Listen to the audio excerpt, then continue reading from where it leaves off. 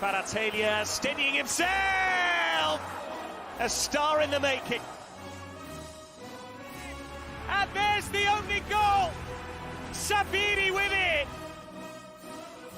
After 11 years, once again, Milan are the champions of Italy.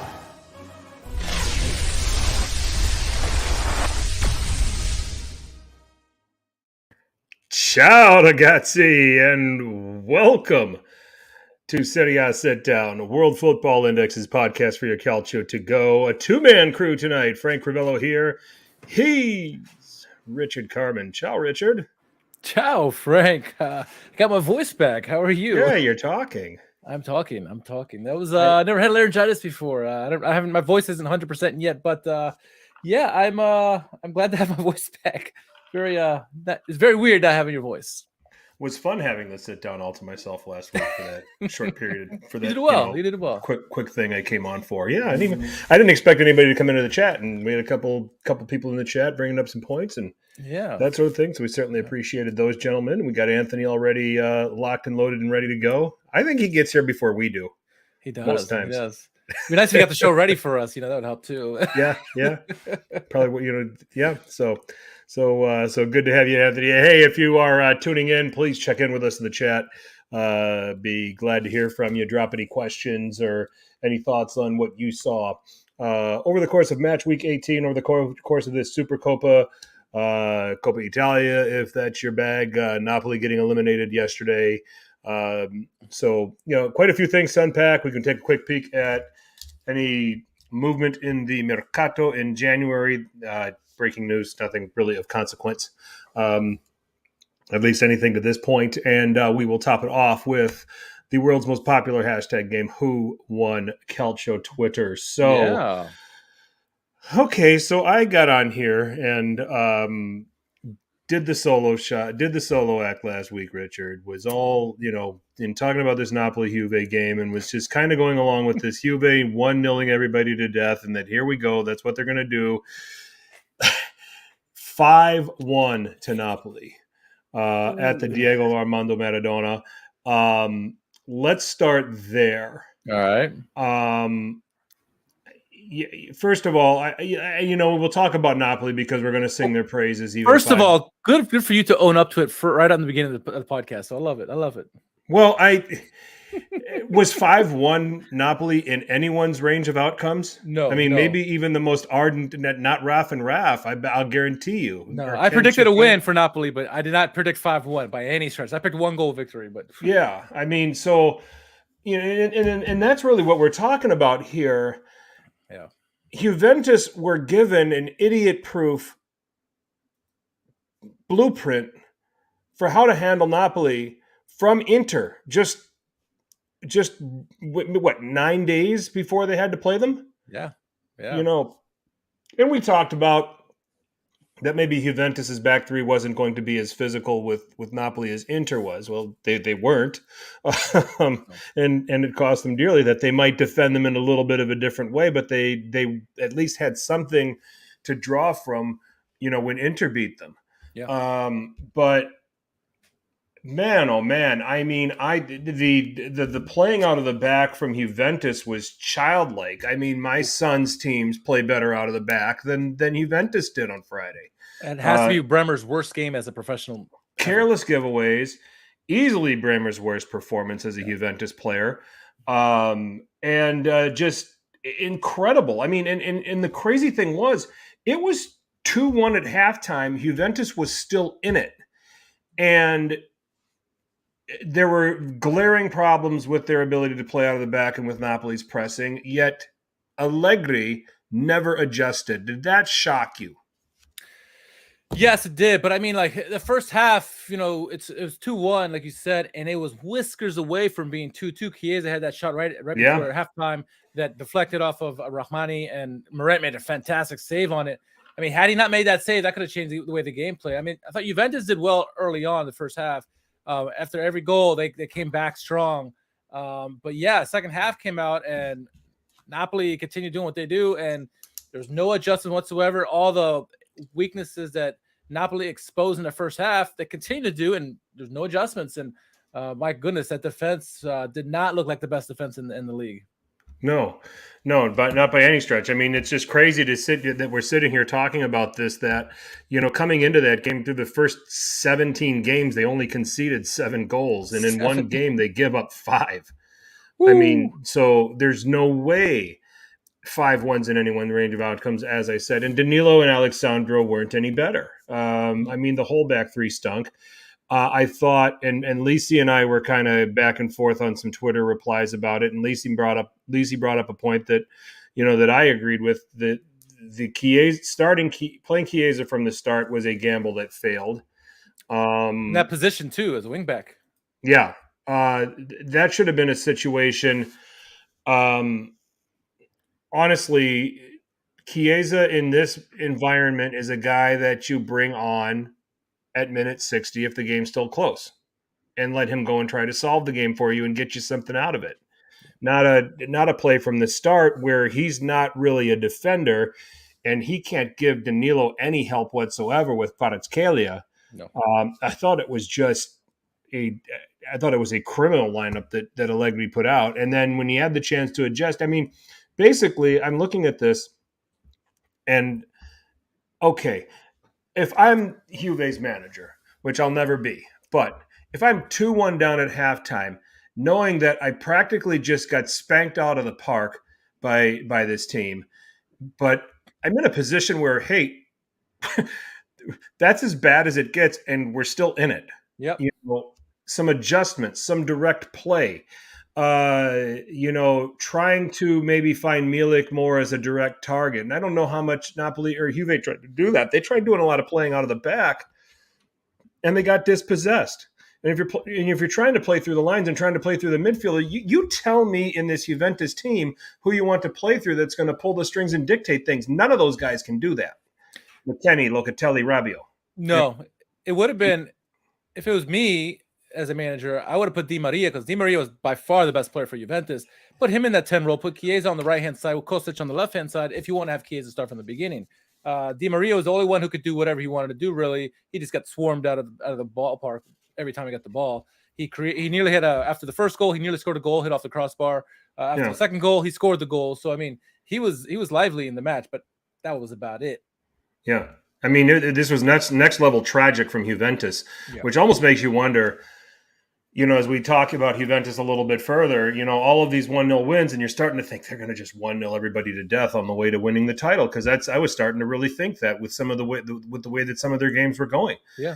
But it turns out that they were just a team that was just begging to be tagged, and they got tagged. I mean, they've been tagged plenty in the Champions League. They went to Benfica, and Benfica shipped 4 past them. Yeah. PSG had their way with them. Even Maccabi Haifa had their way with them. And you thought that maybe now that was done, they were focusing on some league games. They were finding ways to win some games, that they got things cleaned up a little bit. And they had Inter's blueprint, like I said, for how they could beat Napoli if they wanted to. And it just it was a complete collapse, which just it was astonishing. Now, and I agree with you. I thought Di Maria was the best player for Juventus. And everybody else was below average. It was disappointing. I think I can probably point out Szczesny was actually, he allowed 5 to go in. It's a question how many of those were actually his fault. Maybe the first one, but I don't even know if he can do that. I don't know if he can be at fault for that. That's a great strike from Kvaratskhelia. It's a great save by Szczesny. It happened to fall to Osimhen. So let's flip over to the Napoli side. Osimhen is doing what we thought he would do last year if he didn't get hurt. Yep. It's really what it is. It's just, he's arriving a year late, and he started out with a bang last year, right? He got injured, and then you never got to see, but we saw a glimpse of what he could bring, and this year he's bringing it. Yep, agreed. Daniel Peters is with us. He says thinks a lot of players' psychology. Osimhen got in their heads, and they knew scoring is not their strength, therefore defense is placed under even greater pressure. Well, we talked about that. Osimhen against Bremer was the match within the match, and Osimhen won it running away. Kvaratskhelia scoring a couple, being in the right place at the right, scoring after Osimhen did a great job of pressing Bremer into a mistake. And then the rest of it, the way it all unfolded. Great goal from Rahmani. Yeah. Off the corner kick. That's a striker's goal scored by a center back. Yeah. 100%. Well taken there. So Osimhen at this point, I mean, Capocannonieri right now, and I don't know if anybody has a shot at him. What do you think?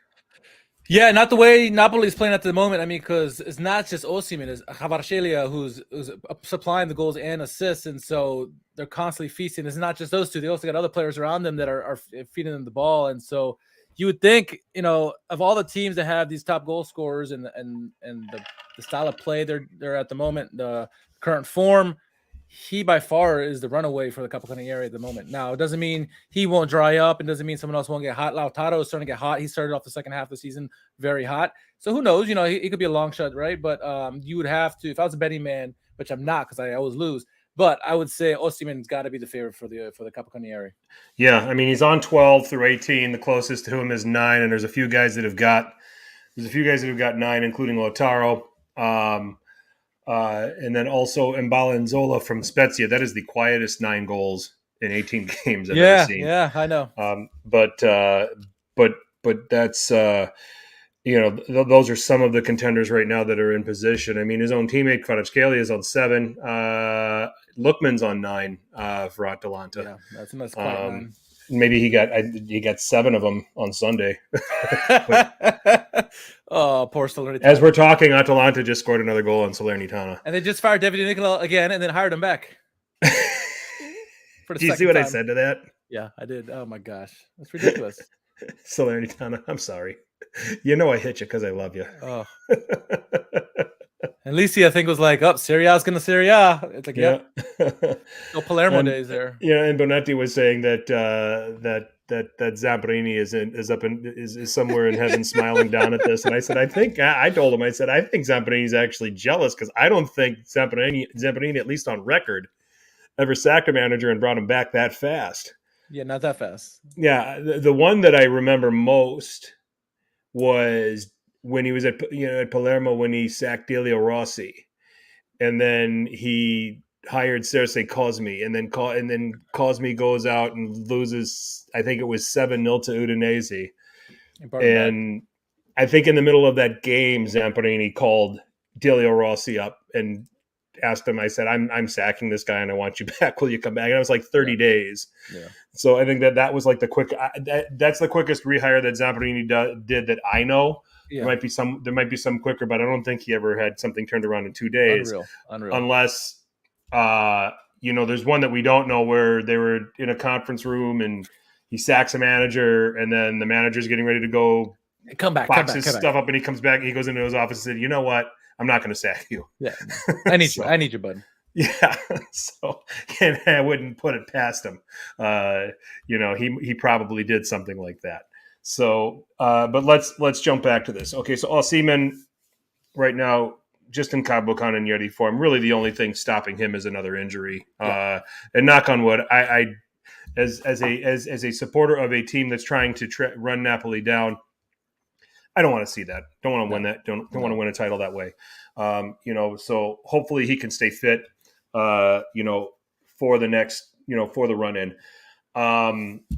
Kvaratskhelia, just sick what this guy's done. I mean, we also said at the beginning of the season, though, Richard, we said not surprised. We probably are the only ones that are doing a Serie A podcast that are not surprised by any of this from him. And I'm not going to go into repetition over what our reasons were for that. Where we had other people on other podcasts saying that he's going to be the breakout star of the season. And I said, well, duh. I said, he's going to walk right in. He's going to walk right into a situation where he's going to take things by storm because of where he's been before. And now he can't be keyed on. And especially with Osimhen fit, there's no way you can key on both of them. So no.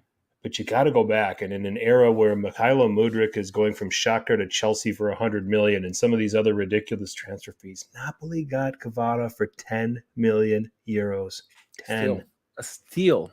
10. And guarantee Murdick is not going to be as. I mean, he could be fantastic. We don't know, but yeah, is it? I mean, at minimum or at maximum, he'll probably be doing level what Kvaratskhelia is doing, and he's cost 10 million. Did De Laurentiis have his cigarette during that deal or after? That's the only question we have to before, during, and after. We have to ask. So, but it made you wonder, like, going back, steal of steals transfers. Right now, Kvaratskhelia is shaping up to be that. Yeah. You sent me a long list of transfers from 1996 and what players were going for, and Zidane going for 3.2 from Bordeaux to Juventus. Can you believe that? That's ridiculous. It was even crazy, right? So if you even go further back, and we stick with Napoli because Napoli, we're talking about number 77. They got Maradona for what? I think 10 to 13 million euros back then. Now, great, that was a big number back then. But yeah, you said Zidane. Look at some of the numbers here. So Ronaldo, the R9, right? 12.8 from Barcelona, right? That's pretty good looking at today's market. Rivaldo, fantastic player for club, 5.4 million. Hakan Şükür, 5.1 million, right? Another great player. Romario, 4.8 million. Seedorf, 3.2. You talked about Zidane already. Chiesa, the father, 10 million. Marcus or Lilian Thuram, 4.5 million. Zhorkaeff, 3.6. I mean, the list goes on and on. A little bit more expensive guys in England, but not much. I mean, Alan Shearer, legend there, 15 million euros. So I mean, this is a steal what you're getting from Kvaratskhelia, and that's just for 1 year there too. So 10 million euros today. So what would Kvaratskhelia gone for in like 1996? Like a couple of goats and a couple of sheep or something like that. His team would have paid them to take him. I mean, it's free loan, free transfer. It's astonishing. I mean, that a player of that talent, and it's just, I mean, astonishingly unbelievable business the way it's turning out. Yeah. The only other, as far as bargain transfer fees, because I think back in the mid 90s, 3.2 in the mid 90s is probably 70 million now when you're talking about the multitude of what transfers are. Yeah. So the nearest I would come to as far as great business, Milan didn't get Kaká for very much. That's true. That's true. And he wound on to go on. He went on to go and winning the Ballon d'Or. Yeah, Sheva cost a little bit more. He's like 24 million, I believe, but right. Kaká was really not much at all. Right. I mean, so they got him for very little. So that's probably the quickest comparison when you're talking about modern football and you're talking about some of this stuff. So I'm trying to feel out some other ones. I know Atalanta got Ilicic for super cheap. Yeah. Under 10. He got like 5 million, maybe, I think. Right. And Ilicic gave them a couple of good seasons and then he was injury prone. Yeah. But you just try to rack your brain over some of the other Serie A transfers that you look at and you're just like madness. And seeing how it paid off, and you go back and you look at the fees and you're just like, really, that's all you paid for him, huh?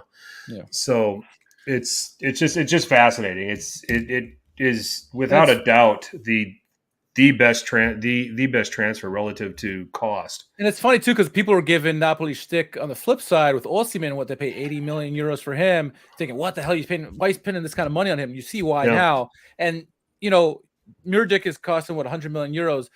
I think Nima and Carlo were saying on their pod that Osimhen could easily go for 150. And I agree. I mean, at this rate, his quality. Yes, he can go for a lot of money. I mean, a lot of money. Napoli would make their money, probably double it from what they paid for him. So, I mean, that's how good a form he's in right now and how excellent he's playing. Put yourself in De Laurentiis' office then. If one of the big clubs ever wanted to come for Kvaratskhelia, what number do they have to tell you for you to agree to selling him? He would pull a Cairo probably, and he would be like, you have to give me 150 million euros minimum, I would say. And I think he'd be crazy not to take anything less, honestly. The way Osimhen? I'm there, 100, 150 in that range, sure. Especially if he continues on, for the rest of the season, having these gaudy numbers, and then, if he plays again next year with them and produces once again, why not? So it brings me to the conversation. I mean, if we really want to split hairs at this Napoli team, I mean, a couple of things. Yeah, and Daniel says 100 plus, and yeah, I think we're all in agreement on that. Yeah. If you really want to split hairs, if one of them gets injured for a sustained period of time, Osimhen and Kvaratskhelia. This is why you come to Serie Sit Down, because these are the questions that we ask and these are the conversations that we have. We don't do the low-hanging fruit thing. So who can Napoli live without should a long-term injury happen to them, Osimhen or Kvaratskhelia? Ooh, that's tough. I would say they could live without Osimhen because Simeone's on the backup. He's a fantastic striker. Raspadori can score goals as well, and we've seen them being successful with Raspadori in the false nine. Kvaratskhelia, you obviously have Elmas. He's fantastic, right? They got the young kid. I forget his name too. He's pretty good, but they're not him. He's such a game changer, and he draws so much focus away from Osimhen to allow him to be free. And I think Osimhen's a fantastic striker. I do. But I think they would be hurting a little bit less if Osimhen went down versus Kvara, because though they have talent at the left wing position, they're not as close. I think the strikers are backing up Osimhen are closer to his level versus, Kvara and everybody else on the team. Okay. I can go with that. I'll go with Kvara too for now. Okay. Also because I think that, Raspadori has proven himself, Simeone has proven himself in certain environments and in games where they didn't have Kvara to their left. Yeah. That's another thing that's worth noting. And Raspadori is a little versatile. He can play in the 9 or he can play off to the left. I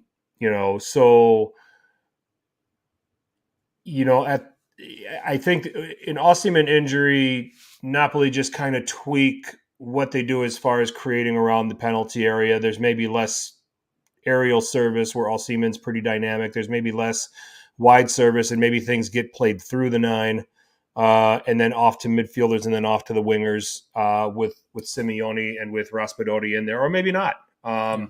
So where Osimhen, the thing I've always been a huge fan of, he's so clever with his box runs. Yes. He's so clever with it. I mean, his running off the ball is on the level or maybe just below versus behind Haaland, Lewandowski, Benzema. Those great strikers. Those guys I was going to bring up. I mean, if he can continue this kind of level for the next couple of years, he deserves to sit at the same table as those guys. Haaland, Lewandowski, Benzema, with what they do in the box and with where they position themselves and the problems they can give defenders. No question. And here's the argument for Osimhen as why he would be the more bigger loss is because he is doing so much this season. He's physical this year. He's got the pace. He's got the intelligence. And he's scaring the best defenders in the world in Serie A. I mean, just look what he did to the top defense in Juventus, and they all look like amateurs against him. And it's his constant pressure on the ball carrier, making those runs. They don't know where the hell he's going to be. You take him out of the picture. I mean, you take out Kvara, you could probably put also Raspadori over there, right? I think Osimhen he opens up that back line and scares the hell out of them. I mean, so both players do. Yeah. Both players scare the defenders. So you could really, I mean, if you lost both of them, you'd be in hell and shit up Shit's Creek. But I think you lose one of them, I think you're still okay because both those guys are so dynamic that they could probably carry the loss of the other. It's just a good problem to have if you're Spalletti. Yep, no question. So this was one of those questions that I was pondering. It's like, who would they miss more? Yeah. At this point. I mean, and if you really want to nitpick, coming back to something I was starting to talk about, a deficiency with Napoli is the right-hand side, the right wing, in my opinion. I don't think Politano's done it. I don't think Lozano's done it enough. What do you think about that side? I mean, if we're going to split hairs and try to find weaknesses in this Napoli team, I think that's probably the position. Yeah, but I think they can afford to be weak there with everything else going on around them. I mean, it's arguably the weakest position, and it's not a bad position to be weak in. What you saw from Spalletti against Juventus, I thought was brilliant, because what we saw Mario Rui and Di Lorenzo both pushing up very, very high, forcing Lobotka to drop back to help out in the back three. Essentially became a back three, and so Politano would drop back behind Di Lorenzo. Di Lorenzo is the one pushing up forward, and so doing that helps out having the weakness in the right wing. I mean, Politano and Lozano on their day will play well, but they're not as consistent as everybody else, I would say, in the attack. And so, yeah, that's a weakness for sure. I think Di Lorenzo's game has gotten better, that it's not as big of a weakness as you would say, Politano or Lozano. Not that they're not good players. And Mario Ruiz having a fantastic career, a fantastic season this year. So it's just, if you're gonna pick hairs, it's probably gonna be that right wing position. But I mean, it's a deep team. It's a very deep team. And we want to come back to Kyle's point. Yeah, I agree. Lobotka was terrific in this game too. He was my man of the match. If you look at his heat map, it's like he almost never left the middle of the park. He didn't have to. It's just insane. I would put Lobotka and Anguissa before Osimhen and Kvara in that game. Okay, for players of the game, they were fantastic. I mean, because of them, Juventus practically got nothing. Yeah. The one goal from Di Maria, and that's about it. Which brings me to talking about Napoli's midfield, because this was a conversation I got into with a couple of people. Jorginho's contract is at the end of at Chelsea is at the end of this season. There's little whispers that he would entertain returning to Napoli. I don't think he gets in this team. I don't think the setup is right for him. As a depth player? He's not starting. No, and that's just my point, and that's the argument that I made. I said if this was still Sarri's Napoli, absolutely, the deep lying regista that he was under Sarri, yes. But this is built differently under Spalletti, and I don't think a player of his functions would fit. Yeah. If I've got Napoli people listening to this, I'd love to hear what you have to say about this. I don't think a Jorginho 2.0 is successful under this current setup. No, and I think they function so well, the three right now, Anguissa, Lobotka, and Zielinski. At times you saw Anguissa playing the Kessie role, where he was the most forward midfielder, pressing them, causing turnovers, and Zielinski dropping back to help out with Lobotka with the passing and everything like that. And they keep switching it up, and they're so fluid. They know where each other are. They know the roles so well. Lobotka would just clean everything up. Anguissa is just a monster in that midfield, and Zielinski just passing balls off left and right, just keep it going, keep the play going. And they were so at midfield did so well with one. I mean, the whole team did, but the midfield, the 1-2 touch passing, constant pressure when they lost the ball, that second ball pressure that they were providing, it was unreal. Juventus could not string two passes together to save their lives. No, they couldn't. It was really difficult, I think. So then let's ask this, as long as we're on the topic of Jorginho. So if he doesn't fit, if he ends his contract at Chelsea, doesn't renew, wants to come back to Italy, best fit in Serie for Jorginho? Lazio? I like that. Sorry. He's with Sarri. They're missing a Regista type player. I mean, that's really, if you can hold on to Luis Alberto and SMS, why not? And that's what he's been missing for his team since he's been there. They need someone. I like that. Lucas Leiva, the other guys that they had, they don't quite fit the bill, I think. And having him there, a passer who can just spread the ball to everybody, to his attackers who they have, like Immobile, why not? Danilo Cataldi, when given the opportunities, has been okay, but he's not Jorginho. No. So I like that. Lazio, that's a great shout. Yeah. I don't want to say Juventus, although if he comes back to Italy, that's probably where he ends up. Well, would Allegri play him like the right wing back or something stupid like he did Chiesa and everybody else he does? That's just the ruin problem, him. That's just the problem. Inter, I don't. He might not be there though. I don't know. Yeah, Inter, I don't see the fit. No. With what they've got there, Milan, I don't see the fit as much as I'd like to see how Milan could jam him in there. Roma's a possibility. Roma and Lazio to me would be the two best places for him, with maybe Lazio a little bit ahead of Roma just because of the previous with Maurizio Sarri. So You could say Atalanta, but Gasperini shuffles that deck so much. And Koopmeiners does so much for them. He likes to play that position at times, and so that would get in the way. But they can figure it out. I'll tell you, an interesting place would be Fiorentina. Where it's 4-3-3 under Italiano. But does he? I mean, that would be by Jorginho standards and where he's played and the level that he's been at, with all due respect to Fiorentina, that would be a downgrade move for him. Yeah. So, so we'll see. But yeah, I love the Lazio shout. I think that makes great sense. So, we're going to jump back to the rest of match week 18 here momentarily, but let's shuffle over to what's kind of been the cherry on a shit cake of a week here for Milan. Losing in the Supercoppa to Inter by 3-0. It was Di Marco, it was Dzeko, it was Lautaro Martinez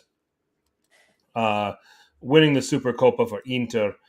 I'm not saying this just because I'm a Milan fan. I'm saying this because I legitimately feel this way.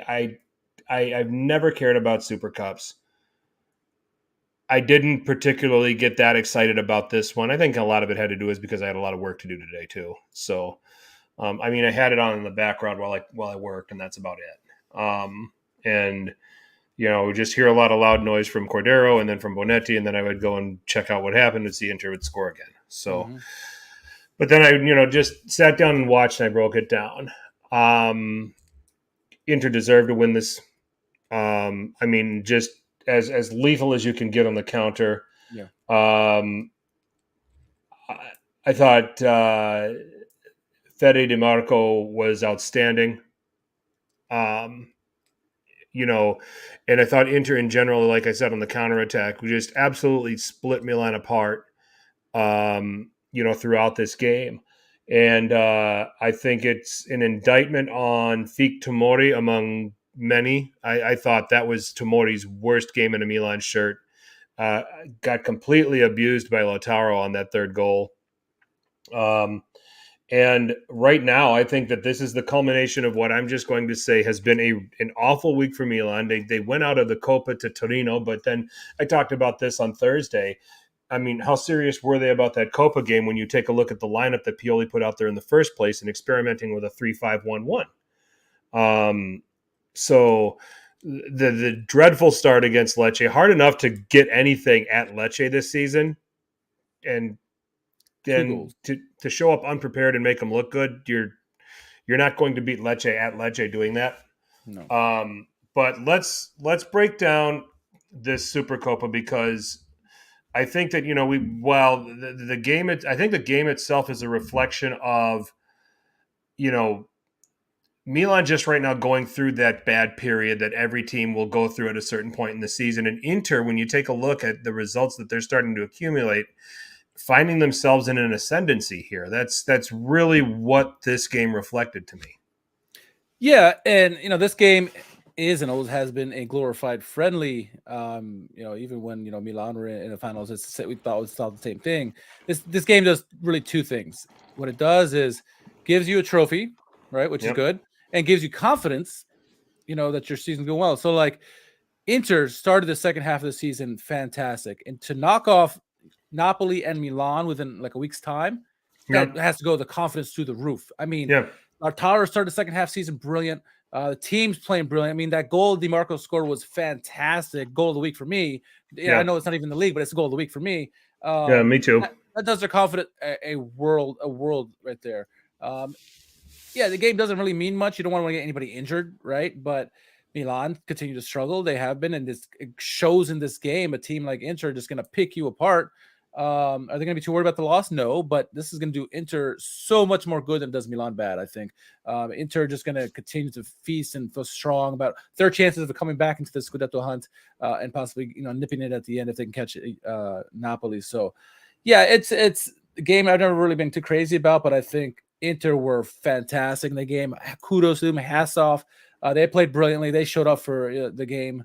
And so, it was just an interesting result, no doubt, because I don't think anybody, maybe a few people thought it would be a spanking by either team, but not.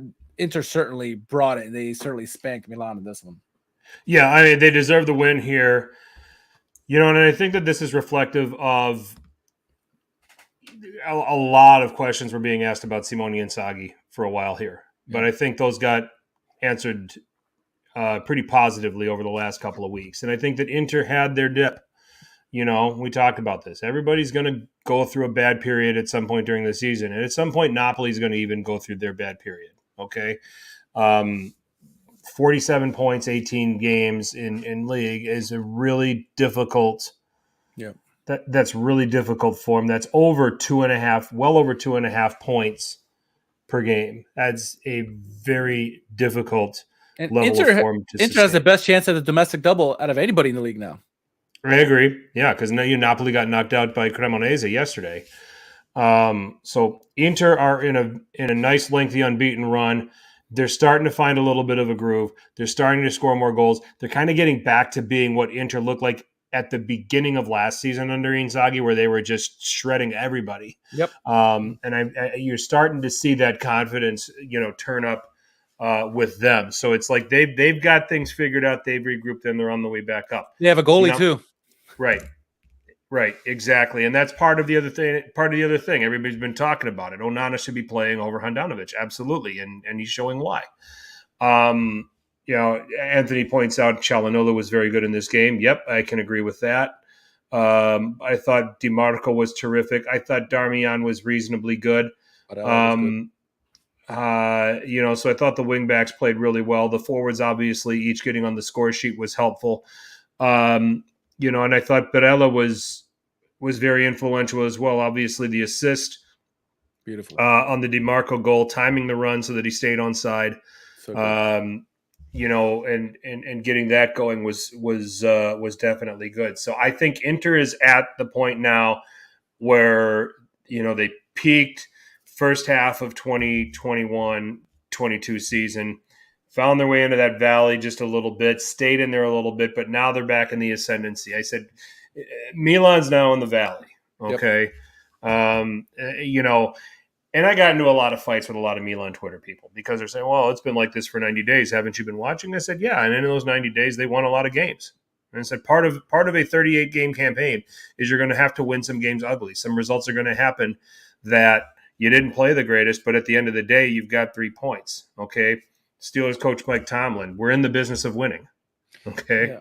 Our sole goal for this time without Magnon is to stay relevant. Stay in the games, win what you can, get points. When Magnon comes back, if you're within a punching distance, you have a chance.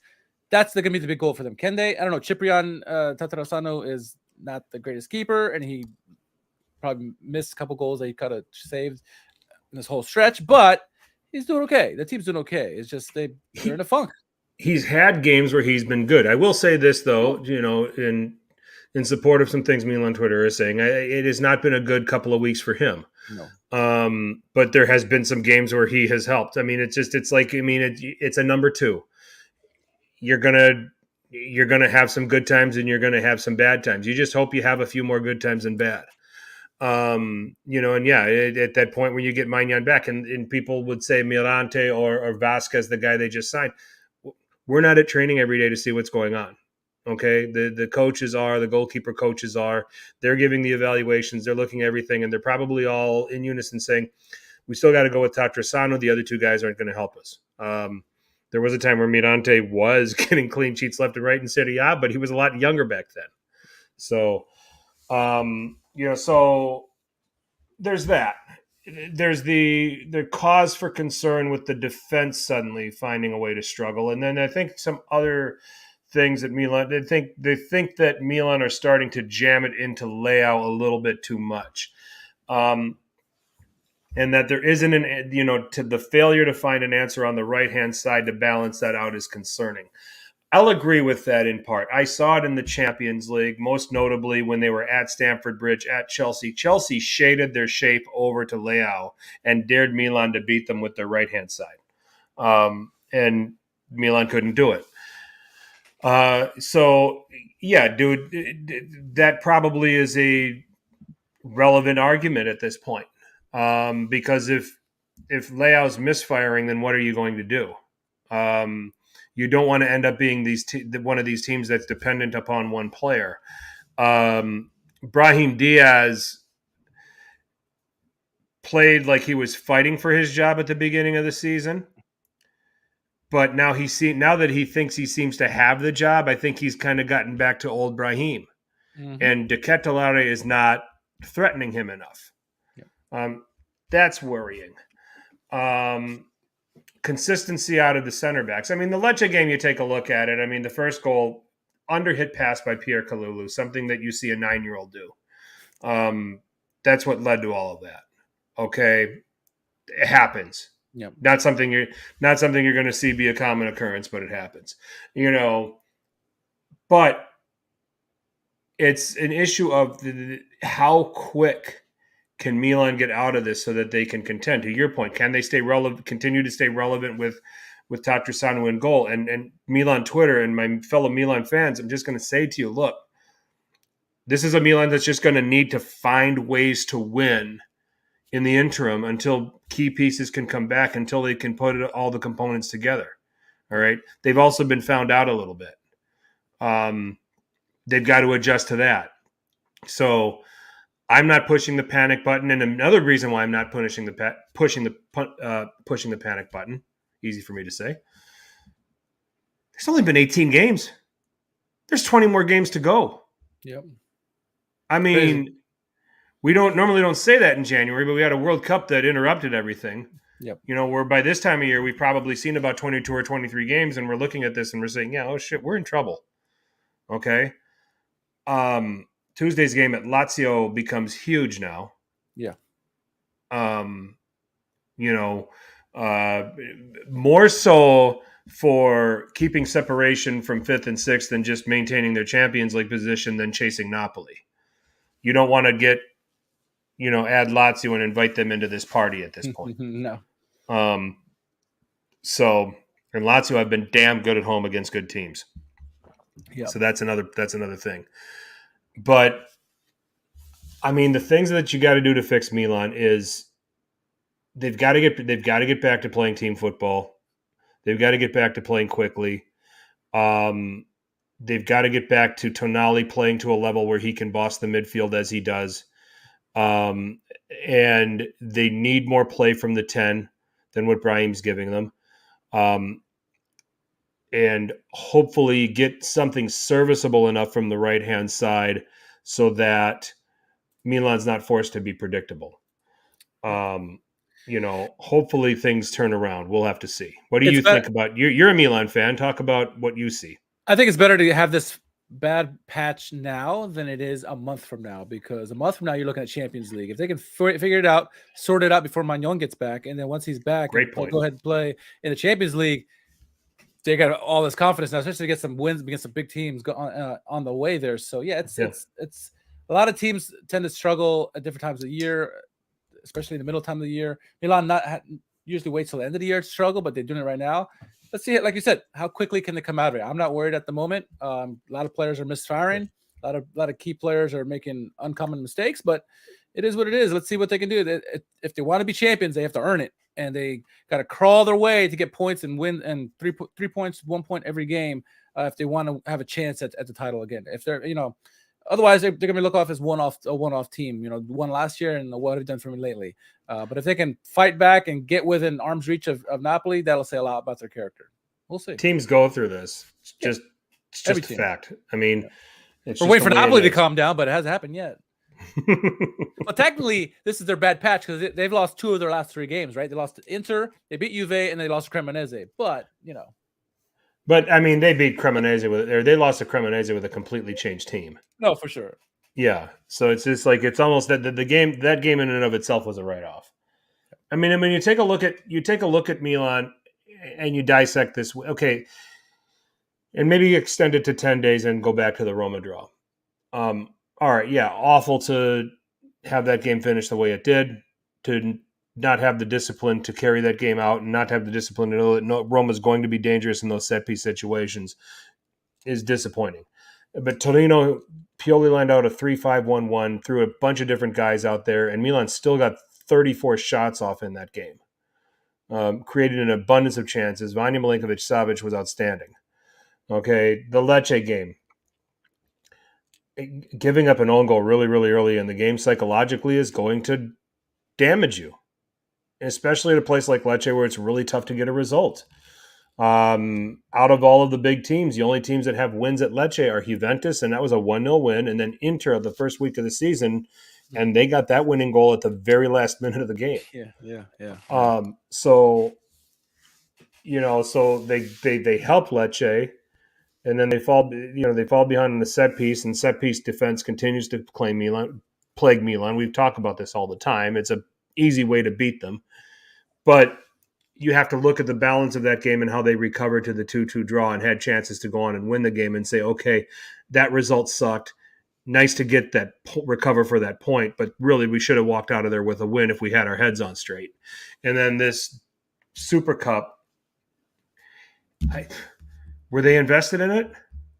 I mean, the Lazio game on Tuesday is going to tell a lot here. Yes. They go to the Olimpico and beat Lazio, then we can look at this Supercopa and say, okay, yeah, they didn't care. Yep. Okay, and then and it'll probably maybe be a continuation of the form they showed in the second half against Lecce. That's what I anticipate seeing. So we'll see what happens. Lazio is going to be a really good test for Milan. Yeah, I mean, the one thing that you got to worry about, the first mistake that Milan makes, and if they fall behind in this game, that's going to be a problem. And if that happens, Lazio goes on and wins the game, because with how Milan are running and with what teams go through in a moment like this, that's hard to recover from. So, and if they go out and lose to Lazio 3-0, eyes will be open and be like, okay, something's going on here. We need to fix immediately if you want to have a chance at top 4 at this point. Yeah. So we'll see. Big test. But I'm keeping my optimism. There's still 20 games to play. There's a lot still in play. So I'm not jumping off a building like most of these Milan Twitter guys who are talking about, well, Champions League is in jeopardy. So many people are saying Champions League is in jeopardy after today's game, a Super Cup that has nothing to do with their chances of getting into the Champions League. Can you believe that? I even asked people, I was like, sitting in second right now gets taken away from us for losing this game?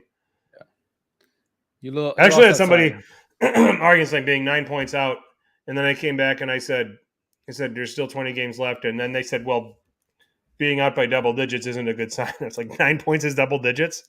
These are just so we have a scope of who I got into conversations with on Twitter today. I hate that anybody can have a Twitter account. That's why I stay off Twitter. How is 9 points double digits? You didn't know? Inflation, Frank. Inflation. There you go, I guess. Only those in the States will get that. Assess Inter's title credentials, though. Let's come back to them real quick. I mean, this is a very, very good 2-week run we talked about. I think they're back to peaking, getting back towards a peak here and getting out of a valley. That's where I sit with Inter, and I think even 10 points behind Napoli, they're a thing. Yeah, I mean, yeah, like you said, they are 10 points behind Napoli at this point. They beat Napoli already. They beat Milan today. Whatever you want to say about this game, they still beat them. Their confidence is through the roof. Tata Martinez is on a hot streak. We know he's a streaky player. When he's on, he goes on long benders of goals. And then he just came off of a long streak of no goals, right? So maybe this is it for the rest of the season. He's going to be scoring goals. The team has all the confidence in the world. DiMarco is playing really great right now. Every team member is feeding off each other, getting better. And oh, by the way, Onana is playing really well. This team, they got to be a legit contender. Like I said, they had the best chance at a domestic double because they already got the Supercopa. Getting a Scudetto is not out of the question. It's not out of the realm. It's not crazy. Just like saying Juventus is getting a Scudetto is not out of this world. So Inter's chances are very real. And what we saw at the end of the first half, and now going to the second half, is they're just gonna keep going along getting victories. Now they're getting flashy victories, but they're getting victories nonetheless. They beat Hellas Verona 1-0 also this past week, and so they're just going along getting the wins. And come end of the season, what we're gonna see is Inter and Juventus doing their thing, getting points, and all of a sudden be in the race. And you're like, wait, what? I thought it was just Napoli. Don't don't sleep on Inter. Yeah. I think that they're all, I mean, being that because we've only played 18 games, nothing's really decided yet. Yes, Napoli have a healthy lead. Yeah. But let's give this a few more match weeks before we start thinking about coronating Napoli. It's a special season that they're having right now. It's a bit of an outlier season the way it's going. They haven't had a bad patch yet. No. Will it come? If it does, what happens, right? They have not had adversity yet, and it's going to come because it happens to everybody during the course of a season. We said this about Inter last year at this time. And what happened? Yep. Milan won the title. So let's saying that about Milan right now. Yep. So let's not get, what you see now doesn't mean it's going to carry out for the next 5.5 months. Yep. So, All right. Well, let's put those regrouped vocal cords of yours to work and batch us through the rest of what happened over match week 18. Yeah, I would say it's a relegation 6-pointer, but Monza are a thing now. They won 3-2 at Cremonese, 2 goals by Caprari and also Churia, Ciofani and Dessers got the consolation goals for Cremonese. We talked about Lecce and Milan 2-2 in that game there. Lecce coming out to 2 goals early lead, and then Milan get 2 goals late. Still draw there. I just mentioned a couple minutes ago, Inter got an early goal by Lautaro. That's all they would need in that game. Hellas has been strong to come out the second half, but Inter find ways to win. That's what they're doing right now. That's all that matters. So they win 1-0 at home in that one. Moving on to Sunday, Lazio, nice win on the road against Sassuolo. Sassuolo started that match really strong, but we saw goals from Zaccagni on the penalty and then Felipe Anderson in the second half.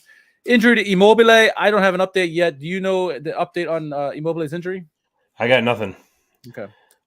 Well, that's why Zaccagni took the penalty, huh? Yeah. Moving on, Zola, the quietest 9 goals you'll see. He scored the lone goal penalty against Torino. Spezia win 1-0. They're still getting points somehow. Spezia just quietly, staying afloat. Udinese, I would say a shock loss to Bologna. They got to go early. Goal of the week candidate by Beto early on, but then Bologna would come back through Sansone and Posch late. Bologna find another way to win. It's 2 games in a row now. The laugher of the weekend, Atalanta 8. Yes, I said 8. To Salernitana. It cost Davide Nicola his job for 24 hours. He got it back, though. We saw goals from pretty much everybody in the Primavera for Atalanta. This was a horrific performance by Salernitana. Not all the blame is going to go to Ochoa, but it was a thrashing. You want to look up who scored the goals? Go look it up. It's so many players that scored goals there. Moving on, Roma Fiorentina, the other big game of the weekend. Roma win 2-0. This one, 2 goals by Dybala, two wonderful goals by Dybala, especially that first one by Dybala. Yeah. Layoff by Tammy over to him. They win 2-0 against Fiorentina. It helped that Dodo got a stupid red card, 2 yellows within 20 minutes or something like that.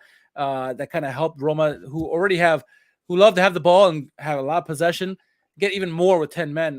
They got 2-0 victory there. There were also games on Monday. We looked at Empoli winning against Sampdoria. Mbushi got the goal in the 59th minute. They won 1-0 there. So yeah, lots of goals this week. And what do you want to talk about? Fazio gonna Fazio. That was the note I had on. Hoyland would just embarrass them on that last goal. How bad? I mean, you know what? I mean, there's Bremer and Tomori's performances were miserable. Fazio is saying, "Hold my beer." Yeah. I mean, we had some really bad center back performances here over the last several days. It's astonishing. Bottom 3, they're like Kyle said, they are falling. Yeah, down. We're not even going to have a relegation contest at this time. Not at this point. Sampdoria, I thought would be the likeliest of the 3 to get out when they hired Stankovic. Stankovic is kind of putting a little more toughness into this team, but it's not showing up in the results just yet. They did get the win at Sassuolo, but everybody's beating Sassuolo right now. Sassuolo's sitting 17th, which makes you wonder if Dionisi's in some trouble here because he's now seen 4 straight defeats. Yeah. So that's something to monitor. And I'm going to actually look and see if anything has come up on that, because sometimes these provincial clubs, you get the news can fly under the radar for us. Yeah. But yeah, that's something that's concerning. So you're just kind of looking at it from the bottom. I don't think Cremonese can be saved at this point. No. They just keep digging themselves holes in every game. I saw bits of their game against Hellas Verona before this match week, and it was the same story. They just, they leave too much space. They concede goofy goals, especially, so Hellas Verona, same. I mean, Hellas played bravely against Inter, but, Lautaro gets that goal 2.5 minutes into the match, and that was all she wrote. I'm looking up the Sassuolo stuff as we talk. I don't think Dionisi's been sacked. But it wouldn't surprise me if he did. Doesn't look like it. Nope, not yet. Yeah. Not quite yet. So, Spezia is a fascination. They, I was talking about them. They grind out results. They're on an unbeaten run right now. When you look at them, unbeaten in their last 5. 3 of them have been draws, granted. But they're finding a way to scratch and claw for points, and they were a team that we tipped for relegation. Yeah. So it's nice to see, for Spezia supporters at least, what they're doing. I told you guys Monza would do this. So their ascent hasn't been terribly surprising for me. They still got a propensity to concede goals, as evidenced by every game.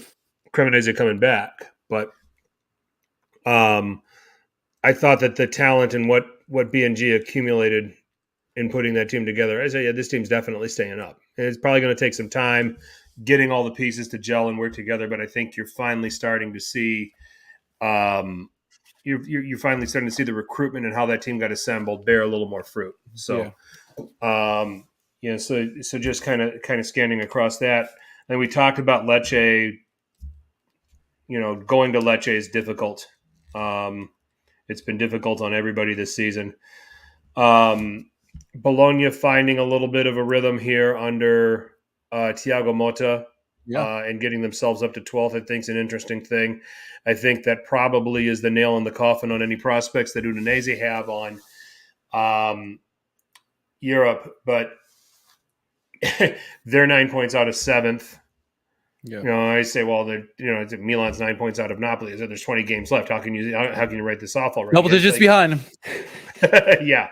Udinese's 9 points out of the last European place. I feel a little bit better about writing Udinese's European prospects off at this point than writing off Milan's title prospects or anybody's title prospects in the top 4. Yeah. And then just the nature of Udinese, how they can drop games that they need to win, if they're going to mount that kind of challenge. I think under Sotil, I think they've consolidated some things. They've done a nice job. But I also think this is going to be one of those things where they made a nice charge. Season started well, but then now it starts to wane out a little bit. And they find themselves being kind of an 11th, 12th place kind of team as we go. So, did I mention every team? Lazio just continue to find ways to win under Sarri. They recovered from a couple of defeats. They had that ugly draw against Empoli. They lost at Lecce. They lost at Juve. So, a win at Sassuolo to help them get back on track and kind of get order restored. We'll see how significant the Immobile injury is. But we'll see. It's it's crazy. I would say at this point, nothing here really. I mean, the Atalanta scoring 8 against Salernitana obviously gets your attention, but it was also, I made the comment on Thursday, Atalanta aren't going to miss Ruslan Malinovsky. Yeah. And I said, I think that they have kind of restructured the way they play. And the way they play, they don't need a player like a Malinovsky. They don't need a player like an Ilicic. I think their forwards are set to be more guys that stretch you, guys that run, guys that create a lot of problems and make a lot of clever runs. and they don't need a technician in a higher position, especially with the way Cope Miners is playing, which is a point you made earlier. So, and I think that you saw them just absolutely explode against Salernitana, at this point. So perfect storm. Yep. And then Empoli, finding a way to another win. So, I like some of these young pieces on Empoli, by the way. Yeah, and we talked about Tommaso Baldanzi. Wasn't a particularly great game for him here in this one, but Bandinelli returned, played in midfield. And Empoli and Sampdoria have some sort of incestual forward thing going on because Lammers was on Empoli to start the season and Caputo was on Sampdoria. And then when Caputo's on Empoli, back with Empoli, and now Lammers is with Sampdoria. So how bad did Lammers had some promise when he was at Atalanta. It's I know. Not gone anywhere. He's going to get relegated now. Yeah, there you go. Oh, my. He can go lead Serie B next year. There you go. So I guess, I kind of got long-winded there, but that's just I was just trying to capture every team as much as possible. They're just kind of my nutshell takes on everybody at this point. Mm-hmm. So Torino are winless in 4, but that includes 3 draws. And another team that's just having a hard time scoring. Yeah. And I think that that's where Milan fans also get really upset about the Coppa Italia loss is because Torino was even on 10 men when they scored that goal. Yeah. When with I go minutes to go, with minutes to go. Right. When I go and I look at the scope of the performance and I said, you know what? Just, okay, games like this happen. It just makes you sick that it happens in an elimination match in a cup tournament, but that happens. So, But anyway, those are my thoughts. What did you think about the games? Yeah, interesting results. Obviously, the Napoli Juventus one we talked at length with. Monza continue to find ways to win, like you said. They're stringing results here quietly in the middle of the table, as are Lecce, 2 teams who we thought maybe they could survive this season, and now they look both like a guarantee that they're going to survive. Cremonese being the only one that has looked like they didn't belong whatsoever. Hellas again have started the second half well, but so far back. They really need to start winning as opposed to just playing well. They can't afford to just play well at this point of the game. The only really thing, Roma winning so emphatically at Fiorentina, I think the red card probably helped, but I think they would have done it anyway. That was surprised. I was surprised to see it was that emphatic, I guess. And then the other thing that really surprised me was how Sassuolo, yes, Lazio are a really good team, but Sassuolo, their decline has been so, it almost came out of nowhere because, we knew they're going to be fun bad, but we thought middle of the table, right? They're going to score enough goals and get enough wins that they're going to be fine, but don't look now. Yeah, they're still, 9 points above, the relegation, but they're in 17th place. Dionisi, as much as we like him, he might not be around for long. The team is struggling. They can't find ways to win. They got a lot of talented players there. They just cannot get the results at the moment. They're very similar to what we saw with Cagliari and Genoa last year. Teams with lots of talent, but not performing. I don't think they're going to get relegated, but it's something to keep an eye on because they got to get out of this. Maybe they're on vacation mode already, but it's a little too early still. There's still 20 games to go or whatever, like it is, like you said. So that's the thing that's going to be eye-opening to me is, can Sassuolo get out of this little funk that they're in? Or are they just going to dig themselves into, Serie B next season, which you don't want to see because they've been here for a while now. And it's maybe the teams like Milan, Juve, and Inter wouldn't be mind to see them go because they're the thorn and such for all those teams. But as much talent as they have, it would be a travesty if they somehow find a way to botch this and get relegated. I don't think it's going to happen. But 17th place you got to pay attention to that. Next 5 at Monza. At Milan, hosting Atalanta, at Udinese, and then hosting Napoli. Oh, my goodness. That's a difficult stretch there. We could... Does Dionisi survive that? No. So because that gap will get closer with the bottom. Yeah, we could expect him to get the sack here soon. That's not gonna surprise me if that ends up being the case. Yeah. So... Goal of the week, I think we agreed, was DiMarco. Yeah. Can't really say anyone else that Yeah. I mean, the Rahmani's goal against Juventus was special. I think Osimhen's first the second one where Cavado with that beautiful assist to Osimhen, that second goal, that was nice. Beto's goal I liked a lot. Moret's save I thought was big because it was huge at that point in the game. Had Juventus scored, who knows where that game would have gone. Agreed. It could have been 2-2 at halftime. He kept it at 2-1, so that was huge for me. Osimhen's first goal just because Kvaratskhelia with the scissor kick they don't know scored, and Osimhen being in the right place, right time. Ederson's curler for Atalanta was fantastic, and Dybala's first I mentioned Tammy Abraham laid off to him with a great strike there. So yeah, a lot of good goals, but DiMarco hands down. Yep, agreed. All right. Well, now that we've done all of that, we are now ready for the world's most popular hashtag game. Been a couple weeks since we've been able to crank this out. It is now time for Who Won Calcio Twitter. All right, starting it off is Art Morelli parody account here. He says this is the new Inter third kit they released for the Napoli match today is absolute fire. That's funny. All right, Big Show, as always, finds his way on the board. Characters whose plans always fail miserably. Who's the first guy? Is that? I don't know that guy, honestly. Oh, you got Tom from Tom and Jerry, you got Wile E. Coyote, and then there's Luciano Spalletti. So that's another point when you talk about Napoli. I'm telling you, I mean, it's still, and I mentioned this on Thursday, Spalletti is the manager. It is. Until he gets, just like Pioli, until he gets it over the top, we are not wrong in assuming otherwise. Yep, but it could be his year. Could be his year. All right, Apex nominated this next one here. It's Bremer versus Napoli, and it's absolutely awful. Very nice. 100%. 100%. Very nice. Okay, so now moving on, we have... So I nominated this one. So this came out actually on Instagram. Gazzetta dello Sport came out and said that Bruno Fernandes was after the match that they won. They said, we don't even need Cristiano Ronaldo, and talking. They're saying basically that Bruno was bashing Cristiano Ronaldo. So Bruno Fernandes responded to that and was like, first of all, you need to learn English so you can translate properly, because that's not at all what I said. He's talking about how he said I said nothing about Cristiano Ronaldo. I was talking about how we're playing really well right now. It's like, no. Hold your place, mind your business, don't talk about me. And he's been known to do this against Gazzetta dello Sport, and then Gazzetta tried to kind of respond with whatever. But the fact that Bruno Fernandes calling out Gazzetta dello Sport, who's been known to fabricate shit all the time, good for Bruno Fernandes, so he got the nomination. Okay. Jerry's nominating Big Show. When you lose the Copa, but remember you have the Winter Scudetto, Moral Scudetto, and Balanced Books Scudetto.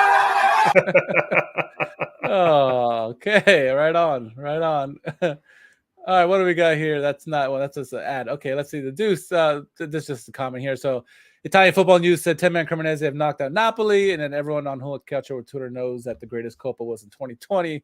Did you see Napoli's lineup disrespectful? Yeah, it wasn't. They weren't in it. They thought they were going to walk over a Cremonese, and it didn't happen. Sure. At Calcio England, here's my prediction for Easter. The next Bugs kit. Bunny eating a carrot, and this is a play on because of Napoli's kit for Valentine's Day. It has like it's like white and red, and it's got like lipstick and all of that. Okay, looks like what's that?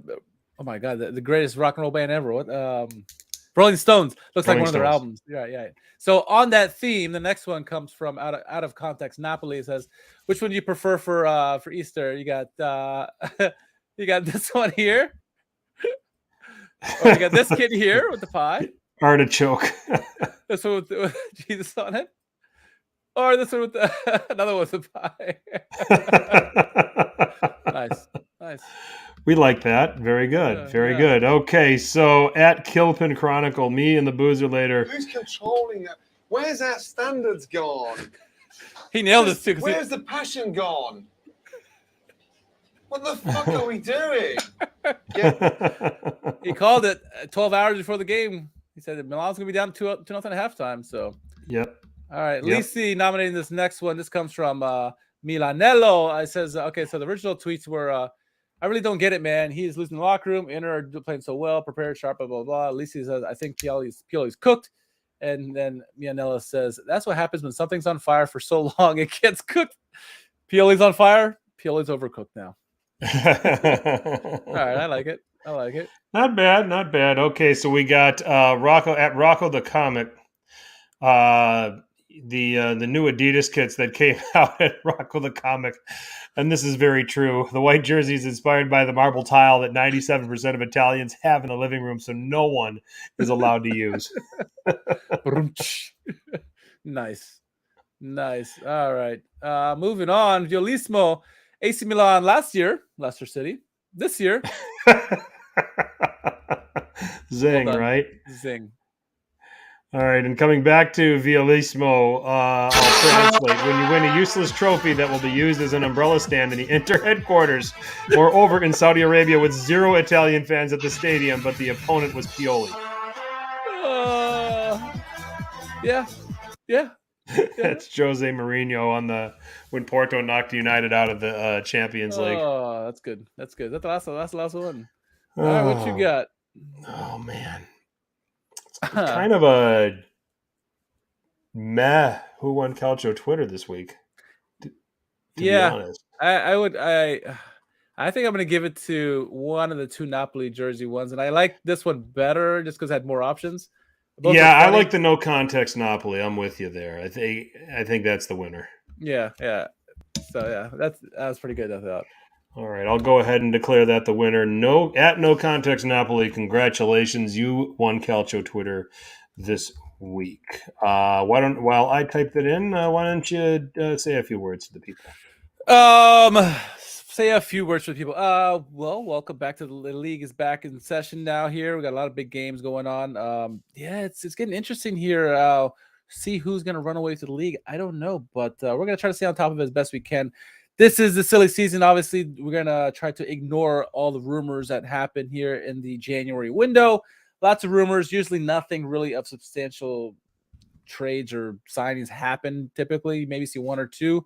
England's going nuts right now with spending 130 million euros so far, or whatever the hell they're spending over there. But Serie, you probably won't see many things, maybe smart moves like Napoli with Berezinski that we've already seen. But don't expect anything too crazy from the teams, I would say, coming here. So if you see the rumors, you're going to get Haaland or whatever, just relax. Just wait till it becomes official on their team site. Then you can believe it. So just relax. Try to ignore the comments. I like that Berezinski transfer to Napoli. Oh, 1, Berezinski gets out of that Sampdoria nightmare. 2, Napoli gets cover for Di Lorenzo. Yep, 100%. So I thought that was a clever get for them. I think Zielinski might have had a hand in that too. Saying, hey, I know somebody. That's right. So, that's right. And I'm just kind of going through this. Inter have done nothing. Napoli getting Berezinski. Juve bringing up a guy from an young Englishman from Juve next Gary, so one of their young next generation teams. Mm-hmm. Ola Solbakken coming from Bodo Glimt, a right winger from Bodo Glimt to Roma, decent player. Yep. Fiorentina shipping Yusuf Mala to Lecce. Atalanta not getting anybody new. Hellas Verona getting a couple of guys from Germany. Deovaisio Zayfik from Hertha and Jaden Braff from Borussia Dortmund's second team. So I'm not sure if you're familiar with any of those guys. Mateus Martins from Fluminense to Udinese, 19-year-old left winger from Brazil. Like we said, Caputo went back to Empoli. Lammers went back to Sampdoria. Neitink went from Udinese to Sampdoria. Ederson new for Atalanta? What's that? Is Ederson new for Atalanta? He got there over the summer. Okay. Spezia getting João Moutinho, not that one. The one from MLS in Orlando. Mm-hmm. Salvatore Esposito, Simon Zerkowski. So they reloaded a little bit. Salernitana got Memo Ochoa, as we've seen. Yep. Caviglia, who scored. Was it? Benacer was extended. Rumors are that Leao is going to be extending as well, but we'll see until it's official. We don't know. That's right. Alex Ferrari joined Cremonese from Sampdoria on loan, and that is the extent of what's been going on in Serie. Been a pretty quiet mercato so far. Yeah. So, and Anthony's point, we're all waiting for Leao to sign the extension to stay in Milan. So we'll see what happens. Yep. But with all that said, we're going to put a bow on this edition of Serie Sit Down. We have our own channel on Apple Podcasts and SoundCloud. So if you want to listen to us on the radio and you want to hit podcast, download it on those channels. Have at it. We're also on Stitcher, Spotify, iHeartRadio, wherever there are podcasts. You can find Serie Sit Down. If you are watching us here on our YouTube channel for the first time, please subscribe, drop a like if you enjoyed the content, and hit the notification bell because you'll always get heads ups from us when we are live and you can join us. At Serie Sit Down on Twitter or Instagram. Connect with us there with your thoughts on the good and bad and ugly of Serie A. Any questions that you have, any future topics you want to carry, those are great places to find us. You can find us on Facebook too, but we don't check that very often. And we'll start writing some more on SerieSitdown.com. Check that out. We've got a website. We'll start putting some more content. It's early, but SerieSitdown.com. We are going to put some blog entries in there. We're going to do some. We'll probably have some video links in there as well too. So plenty of stuff for you to see there. So check us out on any of those, or just come back to us here on our YouTube channel. We appreciate the support. So chat, thank you guys for all chiming in and offering your input and comments. We appreciate all of you. We appreciate all of you taking the time to watch or listen to us. We will be back next week, probably Tuesday. Yep. All right, back Tuesday night. And hopefully Alex Down will be back. He's had some sports radio commitments down where he is in Miami with the pro sports teams down there. But on behalf of him, he gives you all his best. And we'll hopefully be back with us next week as well. So we will see you on Tuesday night. Until then, for Richard and for Frank, I'm Frank. Too much burping. I didn't have to do this last week. For Richard, I'm Frank. Be sure you tell your paisans about us. Ciao.